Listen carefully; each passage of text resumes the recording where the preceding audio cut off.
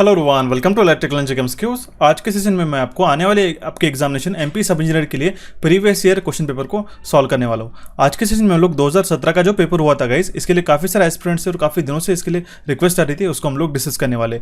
हम लोग आज के सेशन में 100 क्वेश्चंस को डिस्कस करेंगे जो कि 2017 के पेपर में पूछे गए थे और ये काफ़ी इंपॉर्टेंट और यूनिक क्वेश्चंस लगे, आपके हर एक एग्जामिनेशन के लिए काफ़ी ज़्यादा फायदेमंद रहने वाला है। अभी भी रिसेंटली पता है एमपी सब इंजीनियर की नोटिफिकेशन भी आउट हो चुकी थी और उसका ऑफिशियल रिवाइज नोटिफिकेशन भी आ गया, उसके एग्जाम डेट्स भी हमें पता है। तो उसी को ध्यान में रखते हुए हम लोग आज के इस क्वेश्चन पेपर को डिटेल में समझने की कोशिश करेंगे कि किस तरीके से क्वेश्चन कौन से टॉपिक से क्वेश्चन आपको पूछे गए थे, इससे आपको अंदाजा चलेगा। ठीक है, तो हमें क्या पूछा गया कि एमपी सब इंजीनियर के लिए एक जो प्रीवियस क्वेश्चन पेपर था 2018 का, वो भी हमने डिस्कस कर लिया। सारी चीज़ें आपको स्टेप बाय स्टेप बताने वालों किस तरीके से प्रिपेयर करना है, क्या क्या चीज़ें इंपॉर्टेंट होती है करके।